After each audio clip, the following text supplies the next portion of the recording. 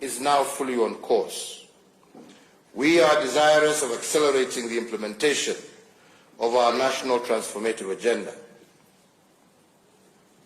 In this regard, I urge Parliament to prioritize the consideration of various seminal bills that are pending before the legislature, such as the National Aviation Management Bill, which once enacted will anchor the turnaround of the pride of Africa, our national carrier, Kenya Airways. Also before the House is the Statute Law Miscellaneous Amendments Bill, the Business Amendment Bill number 2 of 2020, and the proposed legislation on the administration of referenda and on enhancing governance and on deepening our anti-corruption efforts. Honourable members, as we ushered the third decade of the 21st century, we as a country were invaded by locusts threatening to disseminate our food baskets and the livelihood of millions of our farmers. In the far east part of the globe, a new disease, COVID-19, was emerging, devastating millions of people. The World Health Organization declared the COVID-19 outbreak a public health emergency of international concern on the 30th of January 2020, and further went on to declare it a pandemic on the 11th of March 2020. The COVID-19 pandemic has led to an unprecedented loss of life, global economic slowdown, the postponement of major cultural, religious, political, and sporting events, including the 2020 Olympic Games. It also led to the shutting down of borders and airspaces, the closure of institutions of learning, disruption of production and supply chains, a massive strain on health systems in every nation on earth, and tremendous pressure on individuals, families, communities, and entire nations. On the 28th of February 2020, through Executive Order number 2 of 2020, I established a framework to upscale and coordinate Kenya's preparedness and response to the coronavirus threat. Kenya's first case of COVID-19 was confirmed on the 13th of March 2020. In the days and weeks that followed, my government put in place a series of public health measures to stem the spread of COVID-19. These included Kenya's first ever nationwide curfew since independence, the restriction of movement into and out of most affected counties, the shutdown of learning institutions, a ban on public and social gatherings, restriction on the number of passengers in public service vehicles, among other containment measures. Our health institutions also ramped up their preparedness by training their staff on management of the disease, by creating isolation areas, and by procuring the deployment and deploying the relevant equipment and medication. Despite these commendable efforts, as of this morning, Thursday the 12th of November 2020, we have reported a total of 66,723 confirmed cases of COVID-19 in our country, and sadly, also a total of 1,203 deaths since this tragedy fell upon us, out of which we can say that 23 persons succumbed to the disease over the last 24 hours. Our hearts go out to the families who have lost loved ones to coronavirus. Our thoughts and prayers are with those who are undergoing isolation or treatment with respect to this disease, and we wish them a quick recovery, a quick and complete recovery. Honorable Speakers, honorable members, I would like at this juncture to request all of you to rise on your feet and join me in observing a minute of silence in honor of the memory of 1,289 Kenyans who have succumbed to this deadly disease.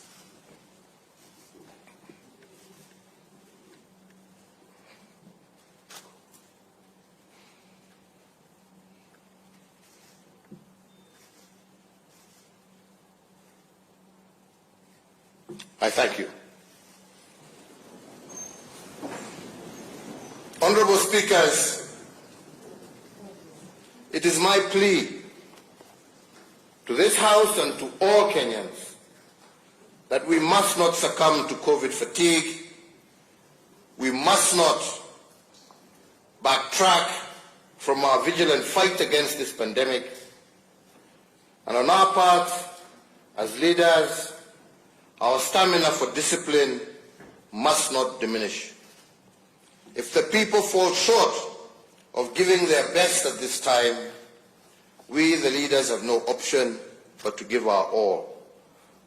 As I said recently, we must know the way, go the way, but also show the way. Mr. Speaker, we also once again honor and commend all our frontline health workers across the country, and we shall forever be grateful for their service under tremendous strain and challenging conditions. We also recognize and honor all other first responders, frontline staff, and essential workers who have selflessly gone above and beyond the call of duty and ensured that the Kenya flame continued to burn bright. The COVID-19 pandemic began against the backdrop of a steady economic growth rate of 5.4% in 2019. Our focus in implementing the Kenya Vision 2030 and its medium-term plan, dubbed the Big Four Agenda, has been bearing fruit. As a result, most of the major economic sectors evidenced impressive growth last year, including manufacturing, agriculture, tourism, and financial services. However, when it became apparent that the COVID-19 pandemic threatened to erode the significant economic gains we had made in 2019 and preceding years, on the 25th of March 2020, I did announce state interventions to cushion Kenyans against adverse economic effects of COVID-19 pandemic that warranted the national exchequer to forego taxes amounting to Kenya shillings 176 billion. These tax measures included the temporary suspension of the listing with the credit reference bureaus of any person, micro, small and medium enterprise, and corporate entities whose loan accounts had fallen overdue or was in arrears. 2, the immediate reduction of VAT from 16% to 14%. 3, 100% tax relief for all persons earning up to Kenya shillings 24,000. 4, reduction of pay as you earn from 30% to 25%.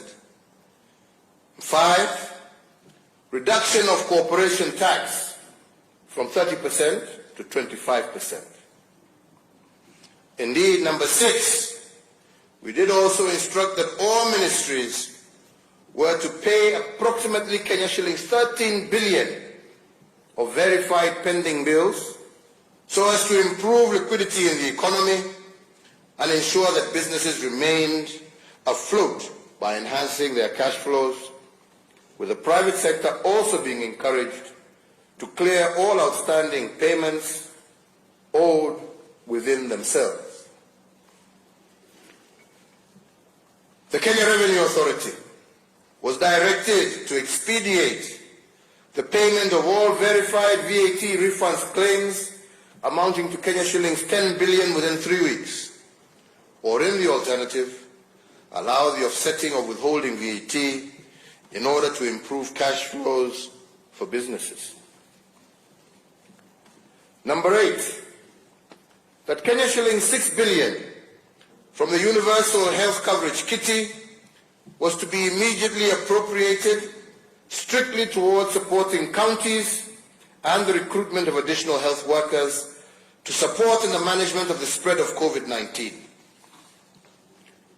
Number 9, the lowering of the central bank rate from 8.25% to 7.25% so as to prompt commercial banks to lower interest rates applicable to their borrowers and thereby availing much needed affordable credit to micro, small, and medium enterprises across the country. Number 10, the lowering of the cash reserve ratio from 5.25% to 4.25% so as to provide additional liquidity of Kenya shillings 35 billion to commercial banks in order to directly support borrowers that were distressed as a result of the economic effects of the COVID-19 pandemic. And number 11, that the Central Bank of Kenya was to provide flexibility to banks with regard to the requirements applicable to loan classification and provision of loans that were performing as of the 2nd of March 2020. In addition, my administration, with the support of Parliament, further initiated an 8-point economic stimulus program amounting to some 56.6 billion Kenya shillings. The major objective of the program was to return the economy to the growth trajectory it was on pre-corona by increasing demand for local goods and services, cushioning vulnerable Kenyans, securing household food security for the poor, and creating employment and incomes. More importantly, the program sought to enhance liquidity in support of the business sector, particularly micro and small enterprises. Accordingly, we set aside a further Kenya shillings 5 billion for the operationalization of the credit guarantee scheme. The recovery program also targets to revamp a broad spectrum of economic sectors by hiring 5,000 health workers and 11,000 interns, even as it supports our teachers as they continue to enhance the delivery of knowledge to our children. It further seeks to create 100,000 job opportunities for the youth, besides implementing a subsidized farm input scheme for vulnerable households, and parts of the resource allocated will be utilized on the ongoing fabrication of 250,000 school desks crafted by local artisans. Mr. Speakers, despite the very difficult times that we have faced as a nation, our people have remained resilient. In the face of tremendous economic challenges and the health crisis we are facing, the majority of us have truly been our brother's keeper. Not only have we stood with our family members and friends going through hard times, we have also acted responsibly by following the laid down public health directive. But fellow Kenyans, we are yet to get out of the woods, and so I urge all Kenyans to keep doing that which is honorable and right. As a nation, we will overcome and thereafter soar to even greater heights. Mr. Speaker, the COVID-19 pandemic has brought to the fore the urgent need for us to upscale our implementation of the universal health coverage pillar of our Big Four, which pillar seeks to eradicate the poverty of dignity and transition our nation into an era where no Kenyan should be forced to sell their land in order to settle their medical bills, or be forced to make a choice between buying much-needed medicine and using money to feed their children. An impossible choice. Last year, I informed Parliament that the national government, in partnership with the county governments, was piloting the universal healthcare program in the counties of Nyeri, Machakos, Kisumu, and Isiolo, in preparation for a rollout nationwide. I am pleased today to report that the pilot program for universal healthcare was successfully implemented, and out of it, we have isolated critical learning points that have informed enhancements to my administration's health policy priorities going forward. As we inch closer to the national rollout of the universal health coverage, I also, a fortnight ago in Mombasa, launched the biometric registration for the universal health coverage scheme. Similarly, my administration is instituting far-reaching reforms of NHIF as it perfects the medical insurance scheme. Honourable Members of Parliament, it is notable too that there has been a phenomenal increase in mental illness across the country and indeed around the world, which has caused serious national distress and anguish in our families. As a government that cares, I have established an office in the Ministry of Health with the full responsibility of spearheading our national response to this latest disruption to our social order and our nation's wellness. To institutionalize this initiative, I have issued an executive order establishing an ultra-modern national mental health hospital and also elevated Mathare National Teaching Referral Hospital as a semi-autonomous specialized hospital, and I shall be looking to this House to support in the funding of this facility. The East Africa's premier mental health facility will be established to offer training, research in psychiatry, specialized psychiatric services, forensic psychiatric services, child and adolescent mental services, and substance abuse related and addictive disorders treatment and rehabilitation services.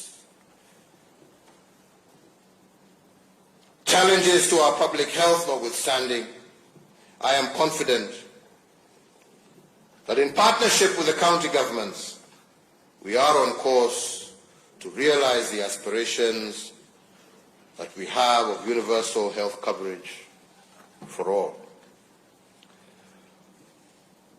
Honourable members, a nation's future is its children. As custodians of and trustees for future generations, it is our duty to protect, nurture, and mold our young children into responsible citizens. Our children embody the only true guarantee of continuity of this project that we call Kenya. To this end, my administration continues to institute far-reaching reforms within our education sector.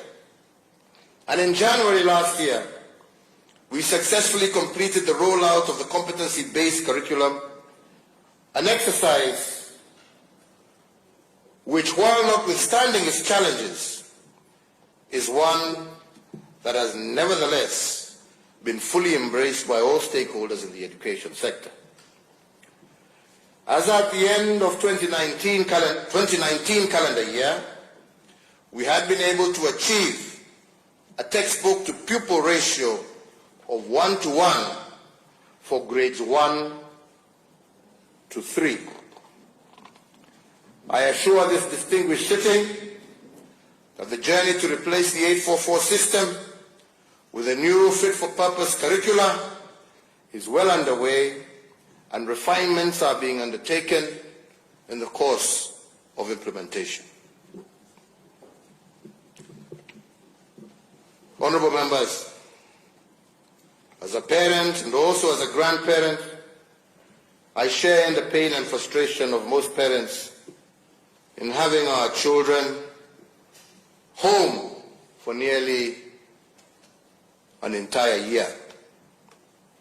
However, as a responsible government, we put the health and safety of the children as the paramount consideration. The gradual and phased reopening of schools that began with the examination classes is being carefully monitored at all levels so as to ensure that our young Kenyans are safe and secure as they continue preparing for their national examinations.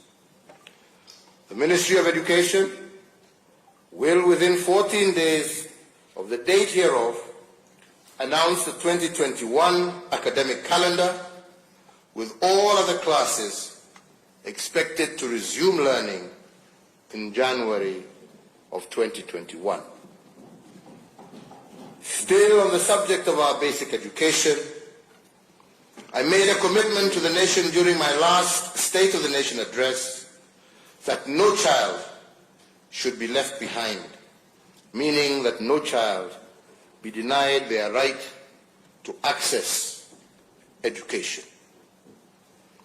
I am pleased to report to this House that for the second year we have been able to achieve a transition rate of 100% from primary to secondary schools.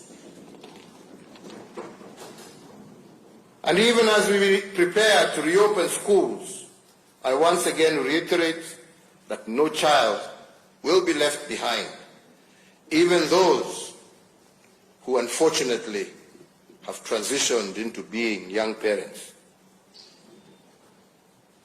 Honorable Speaker, we must say that in the face of these undoubtedly impressive gains, we must guard against resting on our laurels. The next frontier in the quest to providing education for all is to improve our education in Kenya by enhancing quality of education, both in terms of physical structure as well as content. It is evident that our public day and boarding secondary school infrastructure is overstretched. As a result, our students are suffering congestion in both classes and dormitories. These challenges, however real, must not stop us from pursuing what we know to be the right thing for our children. Rather, they should act as motivation for us to work even harder. Through a combination of interventions, both policy and financial, involving the Ministry of Education, county governments, and members of the National Assembly, through the National Government Constituency Development Fund, we shall have the necessary resources to address the infrastructure gap to our education sector conclusively within the next 24 months. In this regard, I therefore appeal to members of the National Assembly that the use of funds under your oversight should be used primarily to respond to the immediate and short-term needs of our learners. Currently, there is an urgent need for construction and equipping of more dormitories, classes, and other amenities to further facilitate ease of learning for our children. Indeed, conscious of the fact that significant financial resources will be deployed towards the construction of at least 12,500 new classrooms and related school facilities. And in that regard, the Ministry of Education and the Ministry of Transport, Infrastructure, Housing and Urban Development have been instructed that by the 1st of December 2020 to issue a new set of building guidelines for school infrastructure that allows the use of appropriate and cost-effective building technologies suited to the varied geographies of our nation. The intervention of these guidelines will achieve transparent and standardized bills of quantity that will guarantee value for taxpayer money. For every shilling that we put into school infrastructure, we must seek to obtain more classes built to acceptable standards.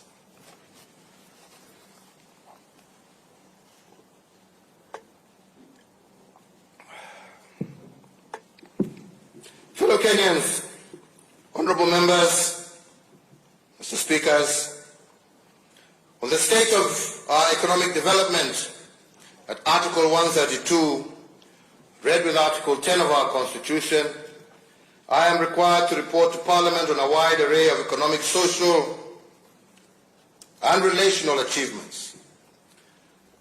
I call the sum total of these achievements our economic development. Honourable members, economic development is not about intentions and activities. It is about results. It is not about the volume of what we did. It is about the impact of what we achieved.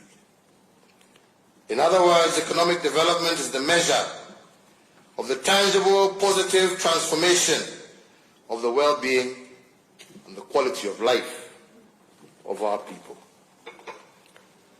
During this year's reporting, I will focus on 4 areas of primary thrust and situate the 4 areas within the broad framework of the Big Four. And I must mention at the onset that the Big Four is not a project, as many think of it. The Big Four is an economic development strategy or framework which I have used to organize government delivery and to answer the question why in terms of the selection of the priority areas that we are working on. The philosophy of the Big Four is anchored in 4 intentions which we have pursued relentlessly this year despite the problem of COVID-19. The first one is liberating our urban poor from the poverty of dignity caused by poor housing and inadequate services. The second is transitioning our young people from being earners of wages to owners of capital. And the third is building a holistic base of human capital that is food secure and health assured. And the fourth is jump-starting the shift from being a country of net consumption to one of production. And this has been our why for the Big Four during this difficult year. Let me begin my report to you by discussing the poverty of dignity visited upon our urban poor. Indeed, it is a shame that almost 60 years after independence, a majority of our urban dwellers live in a dignity-poor environment. Their sanitary conditions are inhumane, their habitations are deplorable, and our intention is to reverse this. And the Nairobi Metropolitan Service is a pilot project that has been successful in rolling back the frontiers of this urban indignity. The other intervention we have engaged in is that of affordable housing under the Big Four. And my administration's pilot project at Park Road, Nairobi, is the first beacon on this journey that was delivered ahead of schedule and within budget. We have also concluded the successful incorporation and capitalization of the Kenya Mortgage Refinance Corporation. This corporation will improve mortgage affordability, increase the number of qualifying borrowers, and result in the expansion of the primary mortgage market and home ownership in Kenya, while also deepening the capital markets through large-scale, medium to long-time refinance options.